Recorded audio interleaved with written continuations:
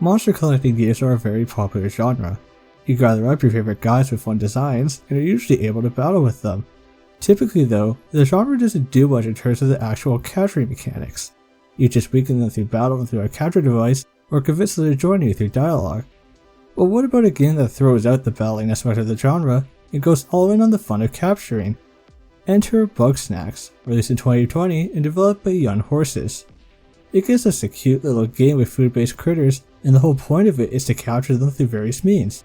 Add in a handful of colorful characters and minor horror elements, and you get a very fun and unique experience. In Bugsnax, you take on the role of the journalist, a down on his luck, journalist, chasing after a big story. A while ago, a group of people set out to explore and settle a mysterious island, including the famed adventurer Elizabeth Megafig, who's invited you to report on their findings. The mysterious Snacktooth Island is home to these little creatures called Bugsnax, part bug, part food snack. The discovery of this new type of life form and their unique biology could have major ramifications, so you set off to meet the exploration team and see what you can find out about the island's unique mysteries. After having your ship wrecked, what you instead find is the exploration team in shambles, and their town, Snackburg, in disrepair. All save for the town mayor Filbo, who's eager to help you bring everyone back. Differing viewpoints and priorities have caused everyone to go off on their own, and along with documenting the Bugsnax, you'll find yourself repairing the relationships of the exploration team, learning about the ancient society that used to inhabit the island, and tracking down Elizabeth herself, as she's gone missing. And then there's the Bugsnax. When you eat one, they turn your body into food. So that's a bit different.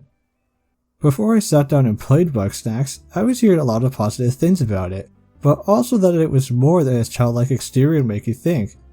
I would hear that the game had deep characters or that it's actually a terrifying horror experience, and after beating it, I can't fully disagree.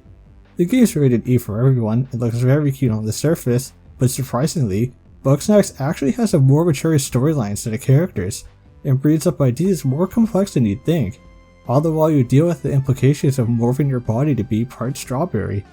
The characters really help the game along, both in terms of their fun personalities and storylines, and how each one approaches the discovery of Bugsnax.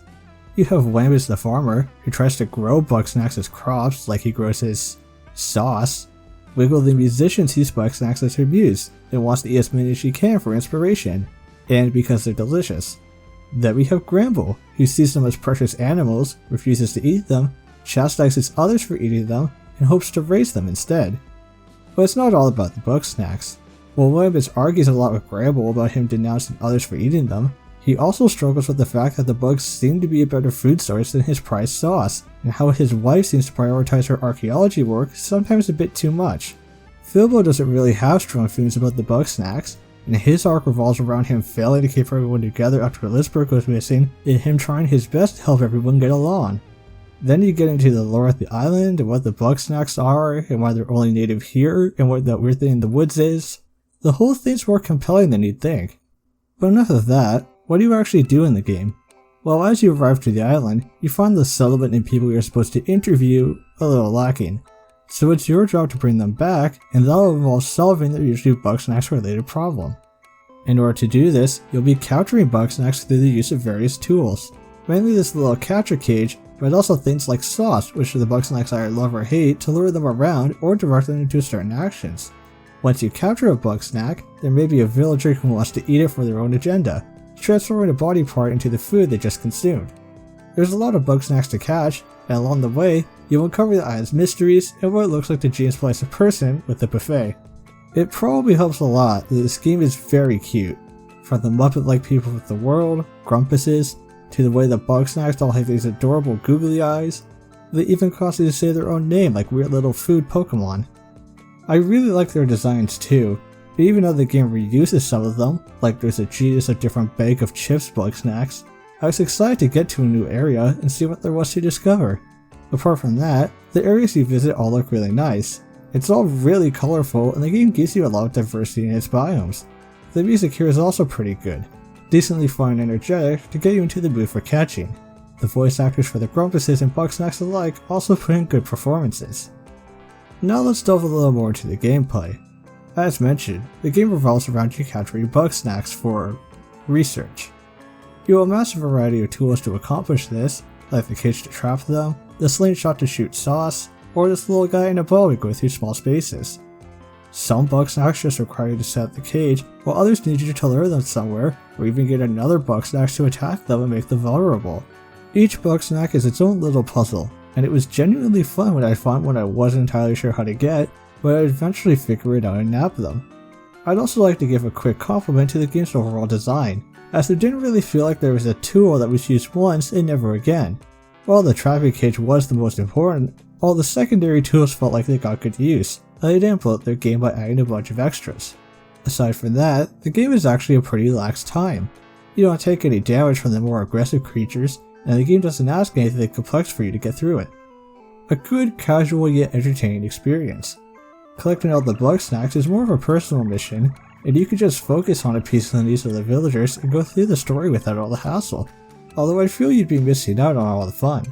Trying to capture some of the more difficult Bugsnax is a good time. While you do all this, you'll also gradually complete quests that the town puts forward, granting you stuff to decorate your house with. It doesn't exactly do much, but we all know it's the most important thing. There's a lot of little things to just make this game really work. You can donate Bugsnax to Grandma's farm in order to look at them whenever you want, as well as to put little hats on them. Each character is actually distinct enough to tell apart when they're all fully turned into food monstrosities. There may be one or two characters that just don't click with you, or there may be a particular Bugsnax you have trouble with, but it's never to a degree of being a meaningful detriment to the game. I could see some people think the game gets tedious after a while, but again, it doesn't call for 100% completion or anything, and the sense of discovery kept me enthused throughout the short adventure.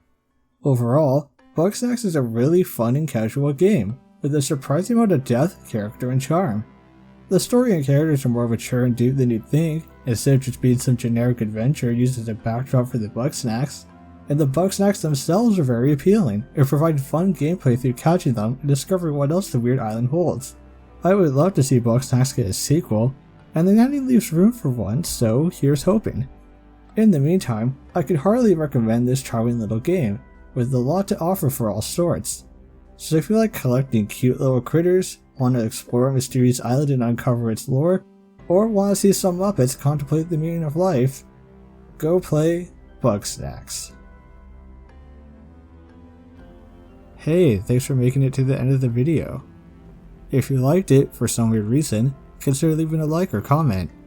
If you didn't like it, well, leave a comment anyways about what I did wrong. If you want to hear about more games I think are neat, or whatever random thing I end up making videos on, maybe also think about subscribing. Whatever you choose to do, I hope you have a nice day.